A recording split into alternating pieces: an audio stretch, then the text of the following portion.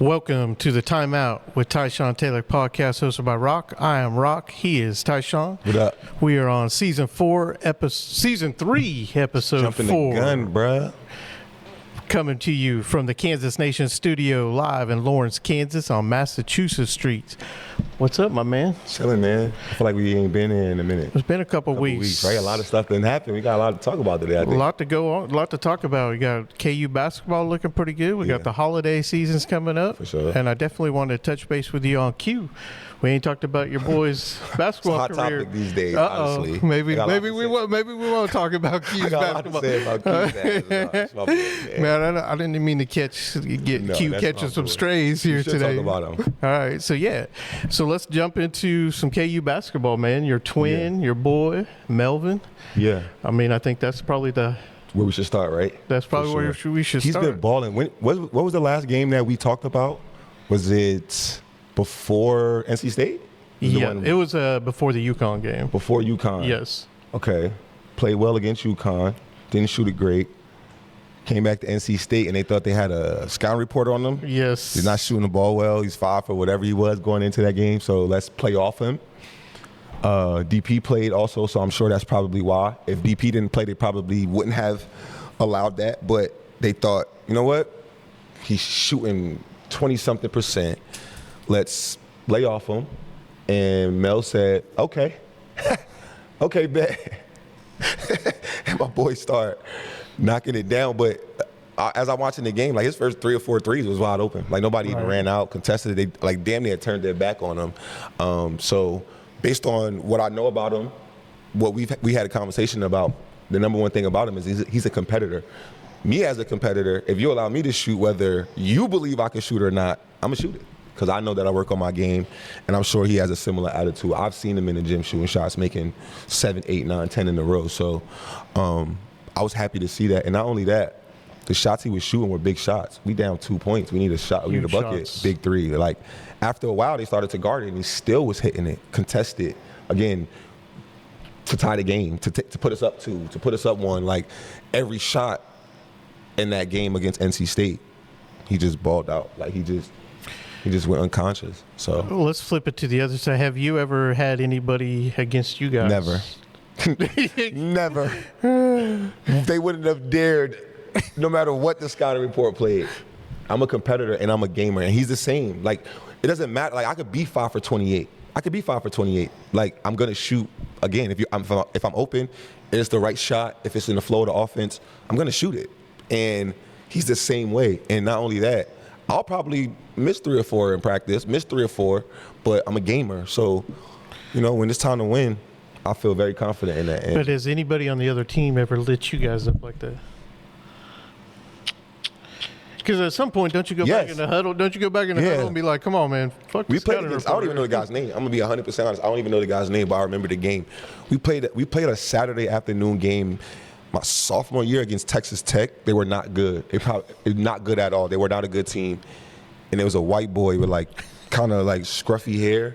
I can't even remember his name. I'm sure we could look it up at some point. We could probably do like a side-by-side or something. But it was 2009, 2010, my sophomore year.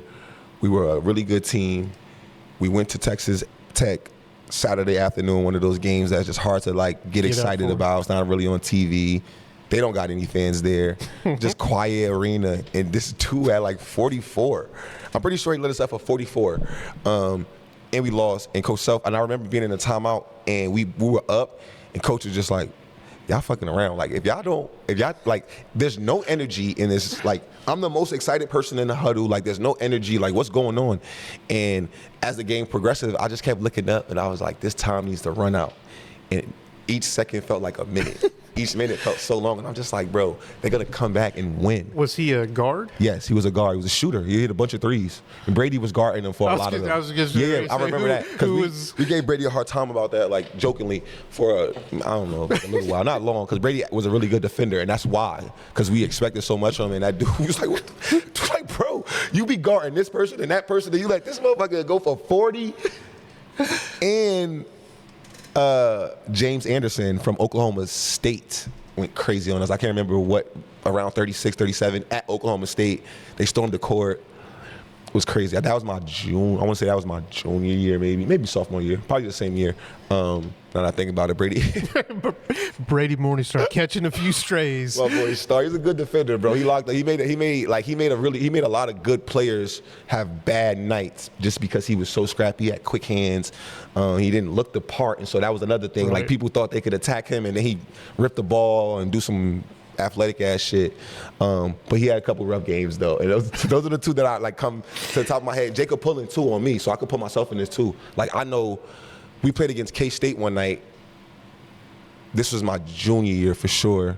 We were a good team, and I just literally couldn't guard him, bro. Like every shot he put up just went in. And I remember the play they were running. It was like a horns action. So basically, it's 4 high. So you got 2 guards on the wing, 2 guards at the elbow, and he would throw it to 1 big at the elbow, or 2 guards on the wing and 2 bigs at the elbow.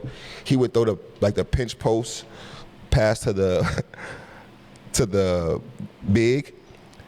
The opposite guard would cut through, and then he would get a fade screen. So he would throw it one way and get a fade screen the other way, and I'm just like running over trying to get over the screen, and there's no help because the corner guy went through. So there's no help on the backside except the big. If that big helps too much, his guy's gonna slip to the basket. And so he couldn't help. The play was good. It was a great play, and I just couldn't guard it. He would come off, and he shot that bitch from 30 feet, like 5 times. And he had like 30-something, and I remember thinking to myself, like, he probably scored 29 of those on me. And I just felt really bad. But yeah, I mean, it happens. It happens. Sometimes you just have nights like that. I've had a couple nights like that where I just felt like every shot I was going to shoot was going to go in. Like, anytime it left my hand, it just felt good. Like, it's just every time I shoot the ball, like that's that. the way I feel. This guy make 2 shots, and I swear he Klay Thompson. But no, I'm happy to see Mel playing good. Obviously, we need it with DP being in and out the lineup. So him playing like he's played these last few games is very fun for me to see, just because we've built a relationship now, and I'm in his DMs like hyping him up sometime and talking to him, texting him here and there. I said before the show, my son requested a Melvin Council jersey for Christmas, so. That's Chuck's guy. Out. That's Chuck's guy. Yeah, and your daughter too, right? Yep, your daughter. That's Chuck's guy. Exactly. So he's a fan favorite right now. Not only because he's the way he's playing, but his energy. You know, like he's just energy, a positive. his smile. His energy got the whole crowd barking when they call his name. Right. Like that's fire. So he just, I think is well deserved. His energy and his attitude, the way he's playing, all of that shit just kind of goes together. So it's good to see. And I think probably the number 2 biggest headline would be DP and his health. And that's probably number 1, but to us, for us is Melvin. Melvin, my boy, though. Yeah. But yeah, definitely DP, obviously. And I got a lot to say about that. I actually was like scrolling last night on Instagram. It might have been last night or the other night, one of these nights. And I just happened to run across like a Kansas fan page, and it was his picture. I think that's what caught my attention, because it was his picture, and it said like breaking. And I'm thinking like a bomb drop that I missed or something. So I went to it, and it was just a Kansas fan page. And they basically was like, he needs to be playing. He's a baby. I'm like, bro, I had to like, and then I read the comments, and it was more like positive stuff than negative, but those negative ones kind of just jump out sometimes. And so I sent the post basically just saying like, I don't know his health situation. It seems like it's a bunch of shit going on. Like his hamstring one day, and obviously if you're not playing, then you try to come back and play full speed, so you're probably not in a shape, which probably could cause cramping, right? So I understand, like I kind of understand like how it's happening, what's happening. He's not playing, then he's trying to force himself to play, so he's working extra hard and trying to get back, and then your body's like, wait, bro, like, and so that's where the cramping and shit comes. I get it. But they could just be saying that, right? Like they could be real serious and they could just be saying that. But I'm seeing him play. He averaging fucking 17 or 18 points basically on one leg. Right. He's averaging, and me as a fan, I'm just like, imagine what he could do 100%. Like I don't even want to see him like this, because I've seen enough to know that he's really good, and if he's 100%, we're going to be a great team. He's going to be a good player. So my idea behind it is just like sit him out till he's 100%. Till he gets healthy. Yeah, like obviously you want him to be in game shape, so when he does come back, it doesn't take 3 games to be in ready. Like you want him to be ready, but like he has to be right. I don't like the idea of him in and out of the lineup. I don't like the idea that he could potentially be playing injured to try to like show the world. I'm like, bro, he's here for 1 year. Kansas fans, where's my camera, bro? Which camera's looking at me? Kansas fans, he's here for 1 year. We're going to see Darren Peterson in the Kansas jersey this season, guys. That's it. I would love for it to be when he's really 100%. So if that's 10 games, if that's just a tournament, if that's just conference play, I don't care. I would love to see what he is in a Kansas uniform, actually 100%. Fully healthy. You know what I'm saying? Like that's what I think. And I'm just a fan who knows a little bit about basketball, but just a fan, you know? Excuse me, that's Sharon. That's Sharon. My friends are calling me. Are you going to make him call twice before you answer? He probably will call back. That's kind of our thing. That's kind of our thing. But on DP, though, and I get what you're saying, but is there any concern that he does sit out until he's tournament time or fully healthy, and now it's kind of messed up the chemistry, because all right, that's a valid question and concern for fans. I get that. Again, where's my camera? Right here? No. Is everybody watching the game? We all know how good he is. And now I'm talking basketball. Now I'm not talking from a fan. I'm talking from somebody who knows the game. He doesn't interrupt the offense at all. His game is so effortless. He shoots the ball so well. You can plug him in the way they're plugging him in. They're putting him in and taking him out anyway. He doesn't affect the offense. Not only that, him not playing is only doing what for the other guys? Making them better. They're building their confidence, bro. Like, they're going to be fine. Not only that, we got a great defense. We play good defense. So, offensively, he helps us. He's 20 points on one leg. We see that. He's playing kind of hurt, guys, and he's still getting you 20 points. That's how good the guy is. So, I don't think that's a concern. I think he's that good. That's how good he is. He's not going to interrupt the offense at all. Coach Self is a great coach. He's not like DP's back. We got to play. Every play is going to be for him. Coach is going to see the game. Yeah, he's going to try to put him in position because he's a great offensive player. And DP's also good enough to know I don't need to shoot every shot. Like, I'm good enough to draw to get Melvin open. I'm good enough to draw to throw big fella a lob. Like, that's how good he is. So, again, if we only see him for 4 games and they're just NCAA tournament games, he's going to get 20 points, and he's probably going to help us win. We're probably going to look like a good team with him. I don't care. He's that good. That's how good he is. He's that good. And fortunately, he's that, like, unfortunately for Kansas fans who want everybody to stay here for fucking 4 years, unfortunately, he's good. He's not going to be here past this year. So let the kid get healthy. Let him enjoy being a college kid. And man, they sure rage baited you on this, didn't they? They fired me up. But me and Mario have been talking about it, and it's a topic. It's not that just that thing. We have been seeing it, all right? It's a topic. Right. He's that good. Again, he's that good. Everybody's talking about it. So I'm seeing it all the time, and everybody has these opinions, and they're valid, right? Everybody wants to see how good he really is. We heard about it. We've seen him in high school. We want to see. I get it. He's that good. I've seen it. I've seen enough to know he's that good. He's going to be a number 1 or 2 pick if he plays no more basketball games at Kansas. Again, camera. If he doesn't play another game, he's going to be a first-round draft pick. He's that good, bro. I just think Kansas fans are sometimes delusional, crazy, and I love them to death. I do. I'm part of it. But we get unrealistic about the game sometimes. We only see it from a Kansas fan's perspective sometimes. And I'm a basketball person. I like basketball, not just Kansas basketball. I love Kansas basketball. But, like, I love basketball, bro. So, like, I got to see it for totality, bro. Not just I don't know. Not just through the crimson and blue, brother. I don't know if there's been a conversation on this show, on air or off air, that I've seen you this fired up. I'm fired up, bro. We got an audience today too, but yeah, I'm fired up though. I think the kids call that you got rage baited, bro. Is that what they call it? That's what they call it. Well, it worked.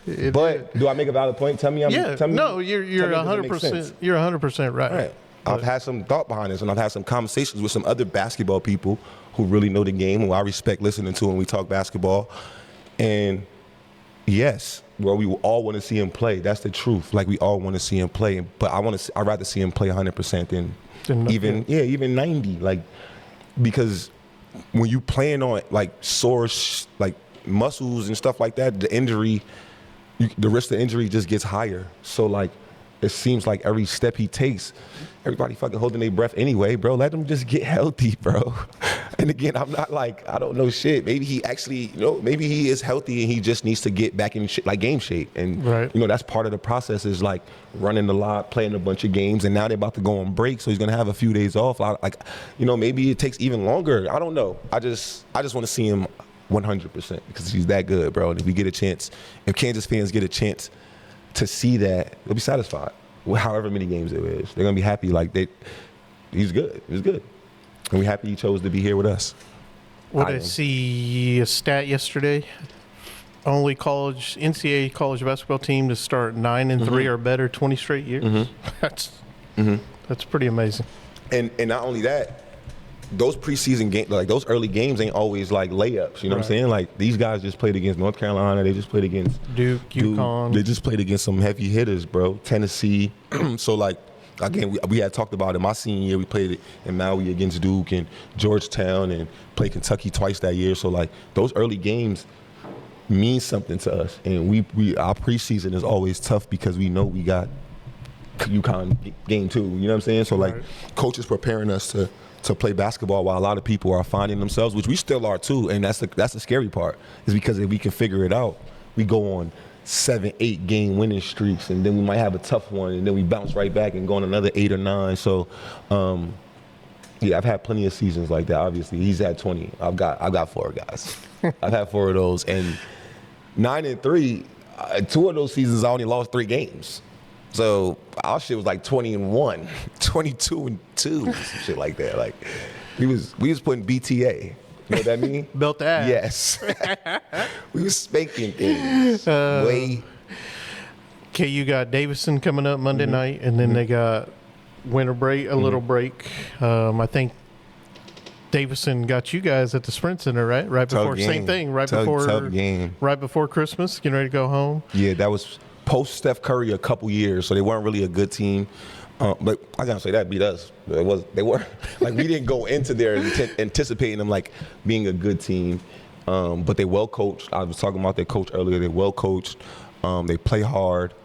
I am gonna give myself an excuse. That was the first game I played after my meniscus surgery when I didn't like miss any games, and I like had the surgery on Sunday and played like Wednesday. That was that game, and I played with this huge brace on. And we were in the Sprint Center. It was wild. It was a weird game.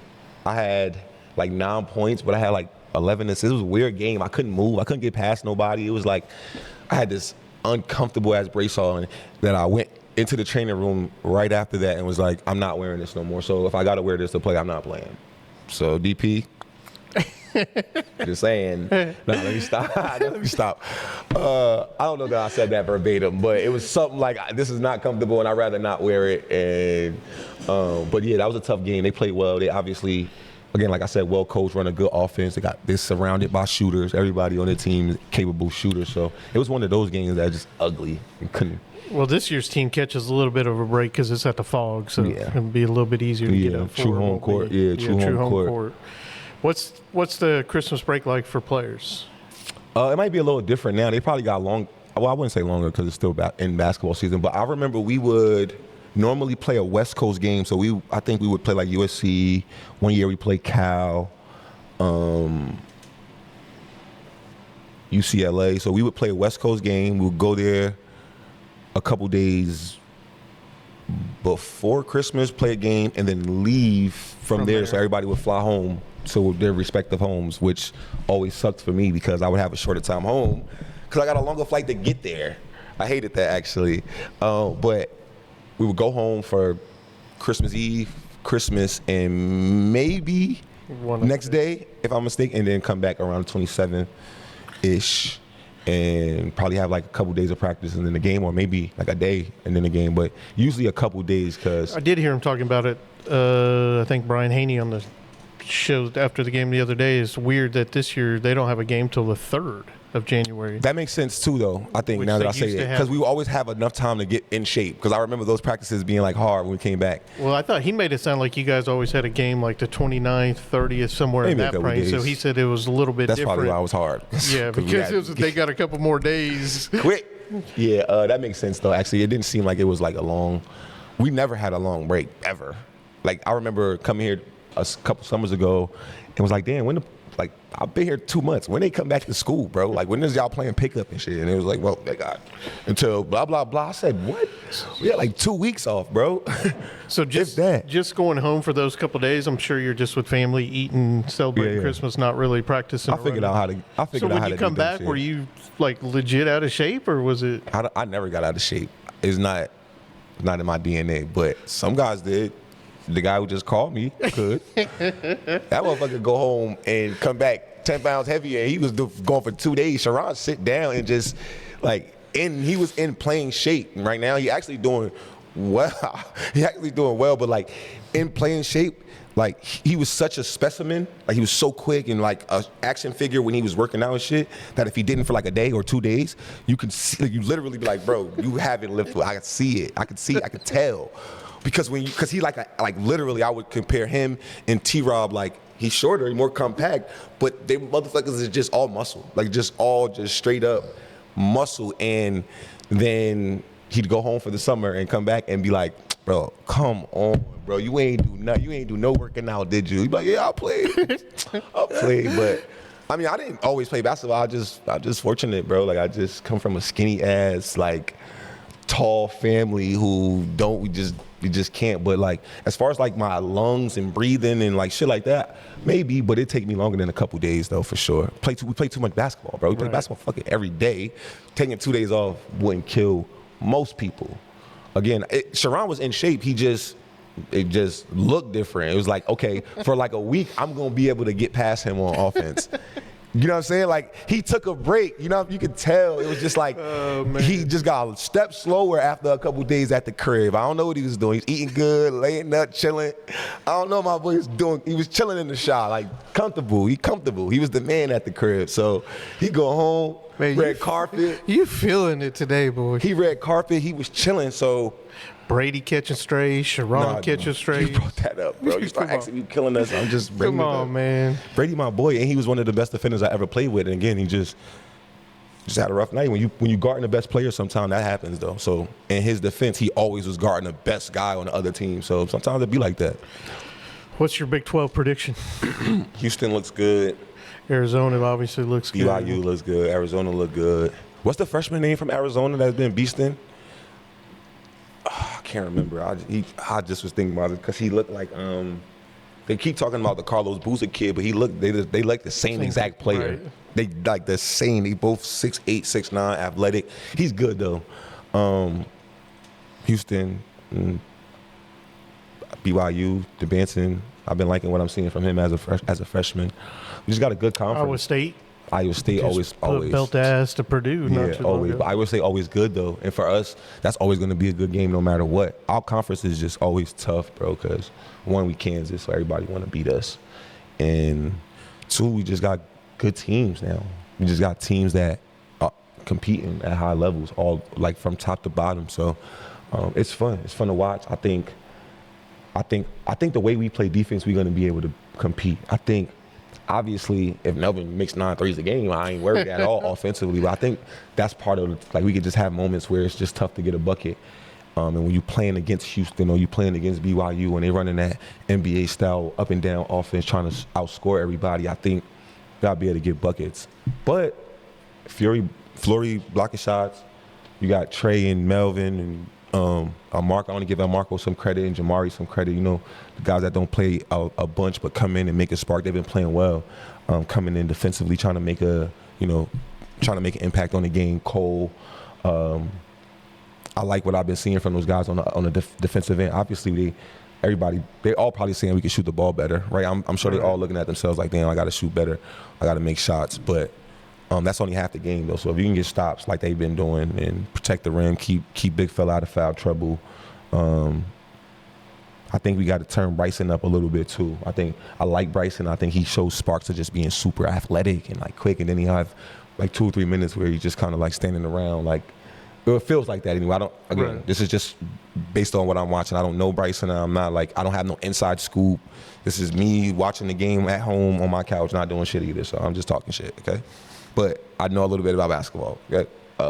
But it just looks like he just kind of gets a little, like he doesn't, like he's like oh shit, like a half second too late on things sometimes. And then sometimes he'll burst into a first step, explode to the rim and one. And I'm just like, dang, I can see, like I see it, step back and make a three, you know? So I think if he can get more consistently like that, I think that helps a lot too. And obviously the fucking elephant in the room is just a healthy Darren Peterson. We look like an entirely different team when he's playing. And he's been playing, I'm not gonna put a percentage on it, but 85%, I think. Something like that. I don't think he's definitely not 100% or he would be playing, you know? So like, I don't even know if it's 85. I might be like giving him more. He might be less than that and he still scores 20 points every time he steps on the court. And he makes it look so easy. Because he can shoot he's that good. He's that good. It's fun to watch him play when he plays. I hope we get a healthy Darren Peterson soon. What you thinking about? Not sure if I want to ask you about Q, if we're going to talk about Q, because you fired up. Yeah. Part of the reason I'm fired up is because of him. He got me fired up.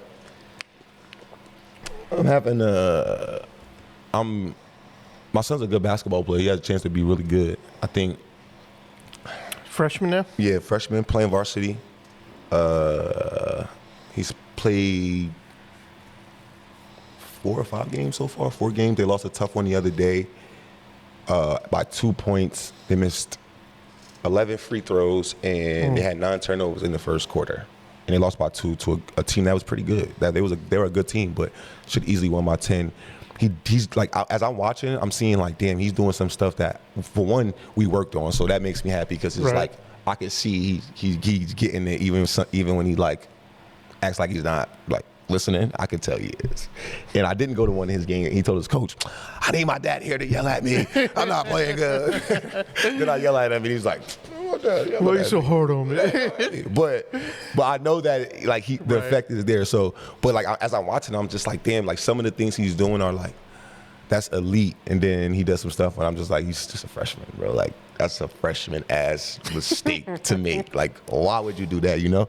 And that's the experience part. That's why I'm happy that he's going to this smaller school. He's able to play varsity as a freshman and just kind of play through his mistakes, because I feel like the next 3 years are going to be like, he'll be able to like be really good just because he's getting the experience of playing against varsity competition.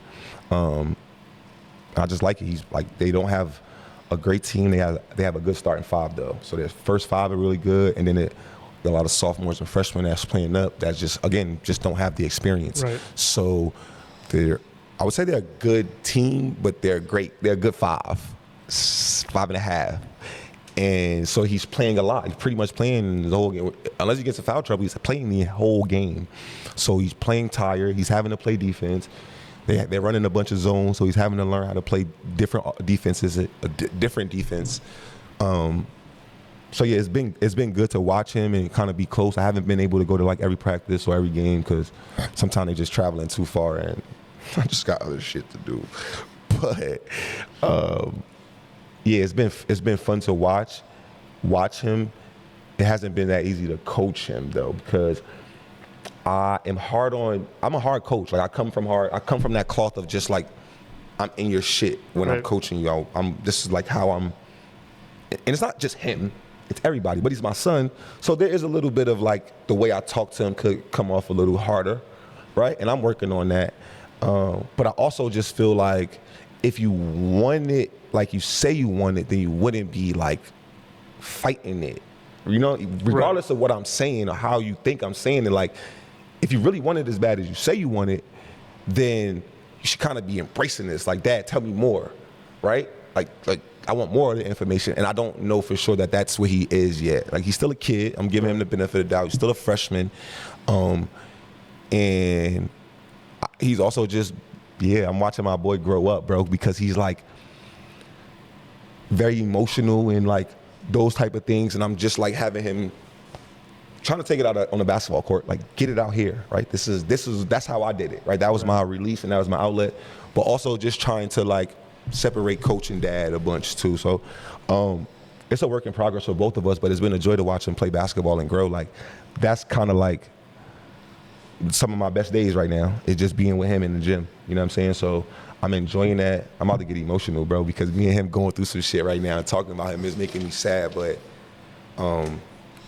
he a good kid, and I love him dearly, and he's gonna be great at anything he does. But basketball is his thing, which I love too, you know. So we in the gym, we working.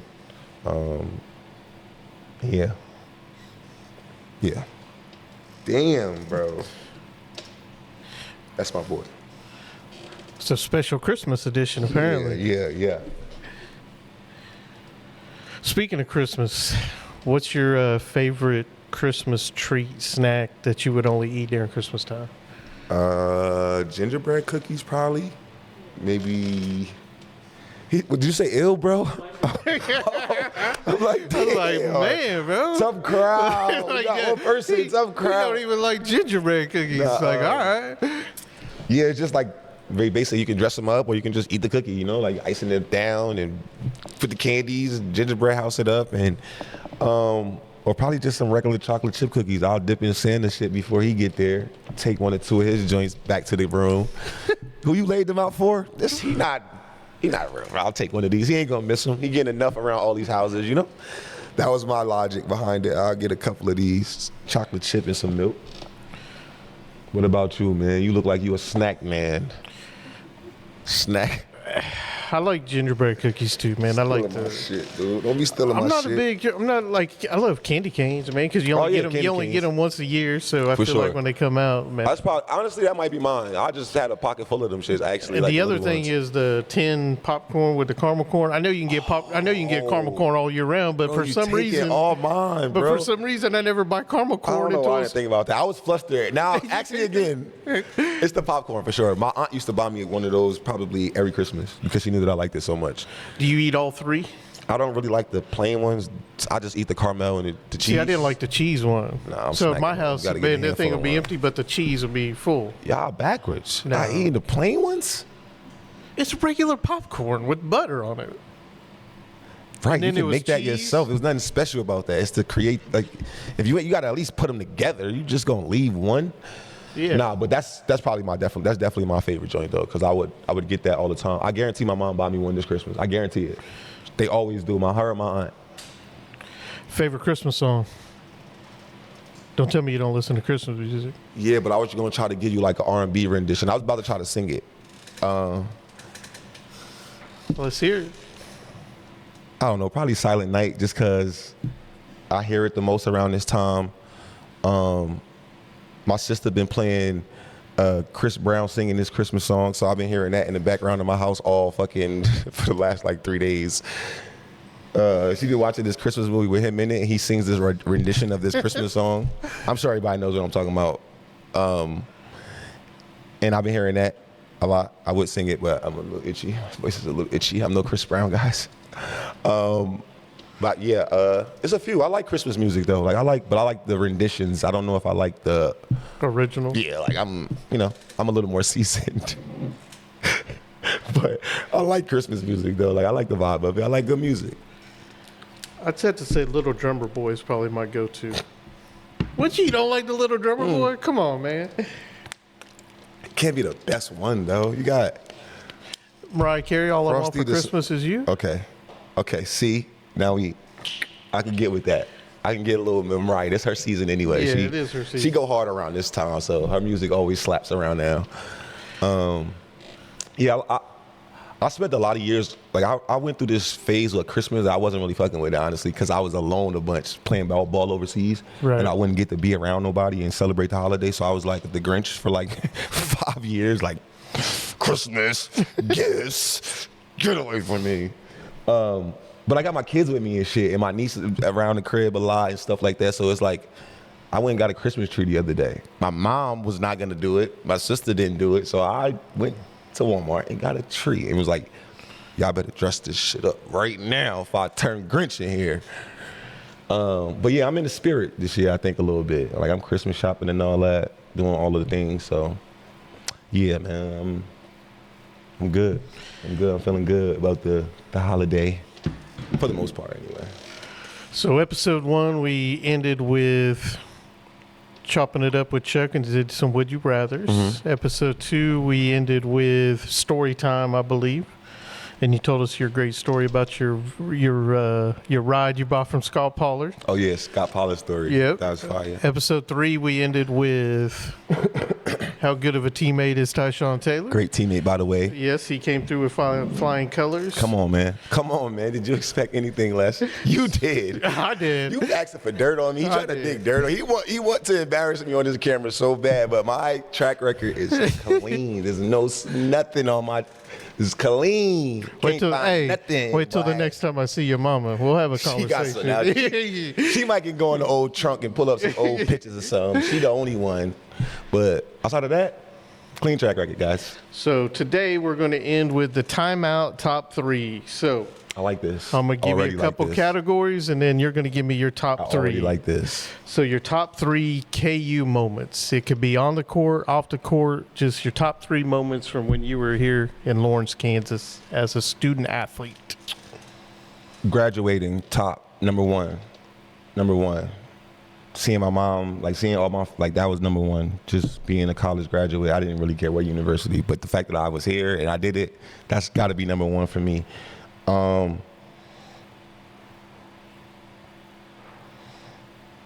would say my entire freshman year, and I say that because in totality, I had really no expectations for myself. I was a little nervous coming here. I don't think people really knew what to expect from me. And I probably could have went to the NBA, honestly. I thought I played well enough and was good enough. I didn't know at the time, but in hindsight, I'm saying this. I was good enough. And I played good enough. I had some really good games. Some of my better games of my career came that year. So that whole year, and then making it to the national championship, because obviously we didn't win, but that whole run with those guys and just not what it took for me to even want to come back after my junior year, and then being with T-Rob and just playing well. And at one point during that season, knowing that I had done enough to get drafted, it was halfway through conference play where I was just like, we going, bro. Ain't no way they not calling my name, bro. I just knew it. And so the rest of the season just became light, and I played good games because I wasn't thinking anymore. I was just hooping. So that season was fun. Making it that run was fun. Yeah, so graduating, playing as a freshman, starting the year after they won a championship and all of that, and then that Final Four run. I got one that's going to stump you. Top 3 teammates of all time. Who I enjoyed playing with, or just people that I like? Just top 3 teammates of all time. Now you don't want to be specific. Yeah, that's too hard, bro. That's too hard. I can't do that. I heard Tyrell on here. He gave his all-time starting 5 basketball teammates. I could do that easily because I'm a basketball guy, and I don't think anybody will be offended. But just I'm doing basketball. I'm not just going to be picking people out who I like more. I like all my teammates. I love those guys. But T-Rob's number one. Obviously, T-Rob has to be number one. We did some crazy shit together. We did some insane shit together. I felt the most confident on the court next to him. We did great things together. So he was number one for me. I'm going to put the Twins in one category. I enjoyed playing with the Twins. I think they brought a competitiveness to us as a unit that we wouldn't have gotten from anybody else. They are one-on-ones. Besides that, there's 2 of them.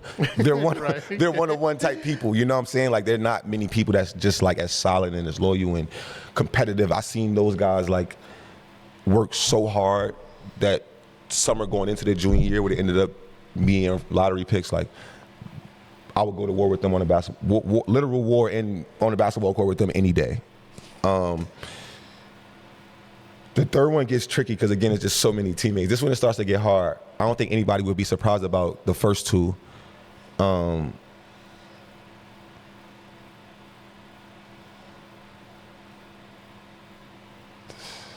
It got to be S-Dot. It got to be because when I played with him, I just looked up to him so much. He just made the game so much easier for me.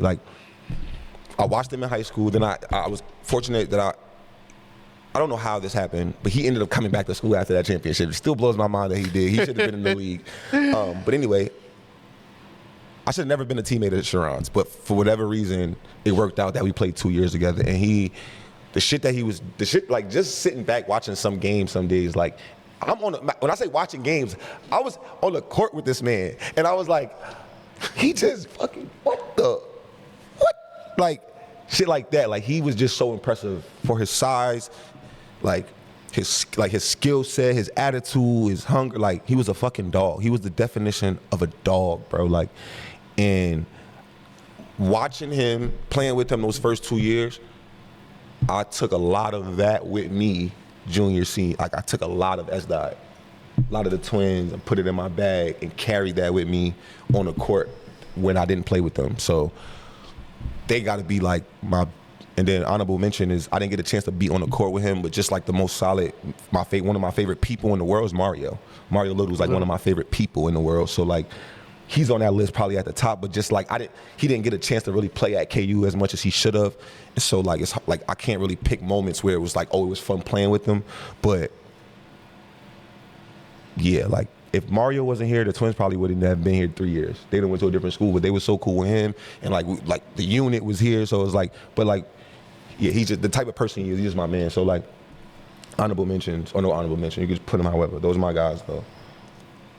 Give me one more.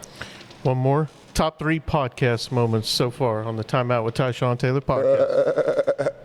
Besides sitting next to me every day. I mean, that probably 1, 2, and 3, but we went to Cali, bro. We went to Cali. We did. Marcus, that was fire. That was pretty dope. We had to fly. We had to stop in Vegas. All type of shit happened, right? Yeah. Right. We had to like lay over. That was pretty fun. It was hectic, but it was worth it. That was fun. I enjoyed that.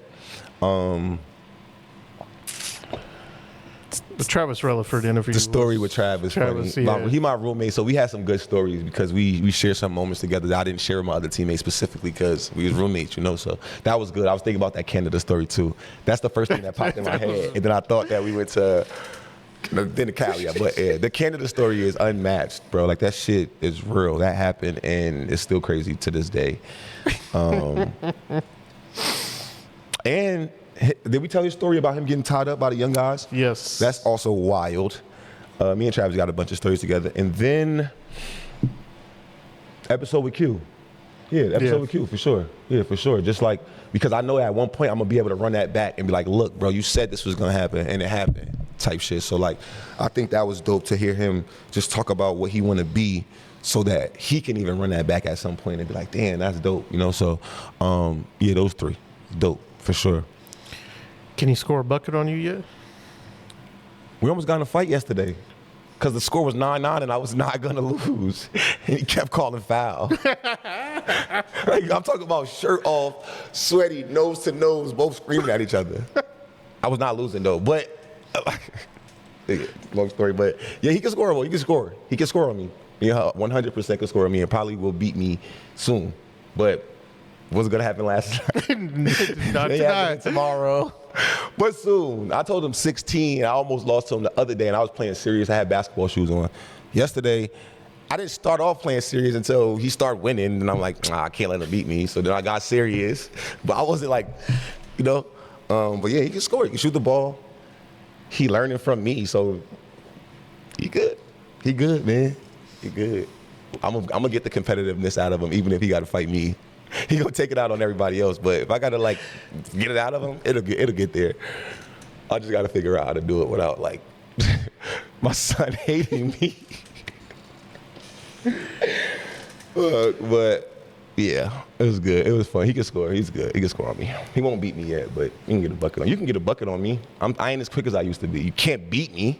You can score on me. Can we make sure we got that? He said I could get a bucket on him. I just want to make sure we got that on. He gonna clip that. Yeah, and that's gonna be the 10-second clip for Oh yeah, that's gonna be the whole highlights. You for said the I next, can do what? For the next probably 6 episodes, that's gonna be the start of the episode. Is you saying I could score on you, bruh? Man, that's all I got. Wait. How's Shambo doing? He's doing good. The team's not doing so well, but he can. You can definitely tell he feels a lot more comfortable playing, a lot more confident. So that'll be my plug for TaylorMade Hoops. If you're in the Lawrence, Topeka, Kansas City, Tonganoxie, Bonner Springs, Baser area, hit up my guy, because if he can turn Chambo into a basketball player. Oh, he ain't the only one. You should see some of the other projects I've had that are now like playing college basketball or making the high school teams who I've seen 3 or 4 years ago. And, you can tell they've been working with someone. I don't know who. If I could get Chucky back into the gym, that's my next step. And that's Paige Becker's right there. She's going to get some work in. Need to get her back in the gym. Welcome. She's a competitor, so anytime she's in the gym, it's fun to have her. But if you're anywhere near the area and you got kids that need to play basketball, learn how to play basketball, learn the fundamentals, learn how to shoot, learn just his basketball IQ. I know I give him a lot of shit a lot of times, but his basketball IQ is it's pretty unmatched. And I've seen it with both of my kids, so he'll get the best out of him. So if you're in the area, hit him up. TaylorMade Hoops. You'll find him on Instagram. He'll do some wonders. So that's all I got for you, man. Appreciate you, bro. Merry Christmas. Merry Christmas to you too, and the fam, Chuck, Chamber, Wifey, everyone, Hudson. You gonna go to the game on Monday? Playing against Davidson, you said possibly. Yeah, I think Chuck and I'll be there. So. Yeah, I'll see if Q wants to go. Q wants to go watch some basketball with his old man. All right. Happy Merry Christmas. We'll see you guys everyone. at the first of the year.